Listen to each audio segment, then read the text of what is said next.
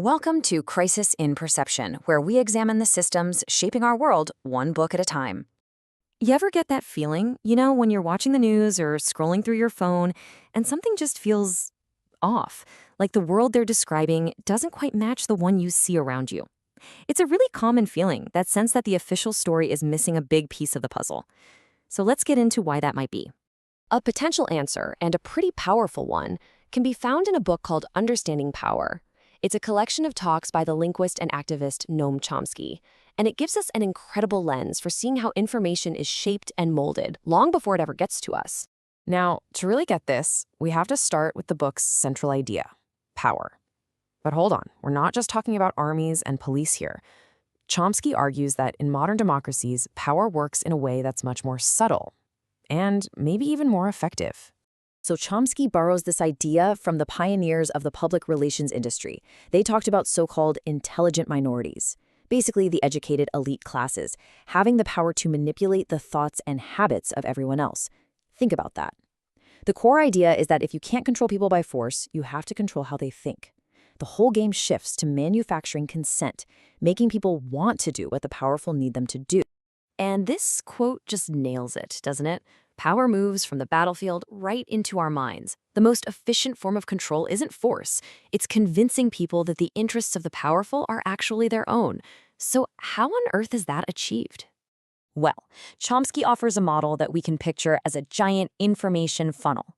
It's a really helpful way to understand how the vast, messy, complicated reality of the world gets filtered down into the neat little stories we end up consuming as the news.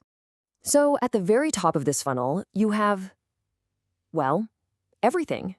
Every single event, every idea, every protest, every scientific breakthrough, all happening, all at once, all over the world.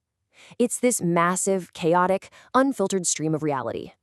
But that raw reality doesn't just flow straight to us. Oh no, it immediately hits the very first filter: ownership.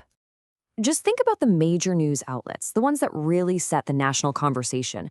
They aren't small, independent operations. They're massive, highly profitable corporations, often owned by even bigger conglomerates. And just like any other big business, their bottom line is profit. That simple fact means they automatically share the same basic values and interests as the rest of the corporate world. The next filter is the business model itself. And this is where things get really interesting, because it kind of flips our whole understanding of media on its head. See, the media's main product isn't the news, it's us, the audience. And the customer they're selling that product to isn't us either, it's advertisers. News organizations are in the business of selling access to audiences, specifically the more affluent audiences that advertisers want to reach. This fundamentally shapes the content, right?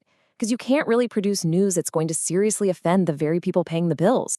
All right, that brings us to the third major filter. This one isn't about ownership or advertising, but about the sources themselves, where the information for stories actually comes from. Journalists need a steady, reliable stream of what's considered credible information. And the easiest, most efficient place to get it is from the powerful themselves. Government press briefings, corporate PR departments, official sources. This creates a real dependency. It means stories that truly challenge state or corporate power are risky and way harder to report, while the official talking points are readily available and get amplified everywhere. So after all this, after passing through the filters of ownership, market pressure, and source dependency, what's the final product? What kind of information actually makes it all the way to the bottom of that funnel? The news that reliably gets through tends to reflect the perspectives and concerns of the powerful. Take Watergate, for example. It got massive coverage because it was a story about one powerful group, the Republicans, hurting another powerful group, the Democrats. But at the exact same time, the FBI was running a massive, illegal program called COINTELPRO to destroy grassroots movements like the Black Panthers. That story received almost no attention. It wasn't a crime against the powerful, so it just wasn't treated as a major story. Now, this is the crucial part. Chomsky is very, very clear that this is not a conspiracy theory. It doesn't require secret meetings or people with evil intentions.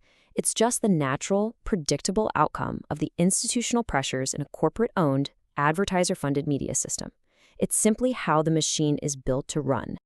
So looking at the world this way, it naturally leads to some pretty big questions about our society. If the information we get is this heavily filtered, what does that really mean for democracy? I mean, is it all just for show? If our view of the world is being so carefully shaped by these filters, is public opinion even real? Is democracy just a spectacle, managed from behind the scenes while we all watch? Well, Chomsky's answer is actually more hopeful than you might think. He says, yes, these powerful systems of control are absolutely real, but they are not all powerful. History shows time and time again that organized, committed, popular movements have been able to challenge and limit them. From the civil rights movement to anti-war movements, real change happens when ordinary people get together and demand it. And that's really the ultimate takeaway. Understanding these systems isn't supposed to make us feel cynical or hopeless. It's the opposite. This awareness is the essential first step, because you can't even begin to fix a problem until you understand how it really works. For the full, long-form, deep dive into this book and its ideas, follow the link in the description. If you enjoy these explainers, please subscribe and comment with books or topics you'd like us to explore next.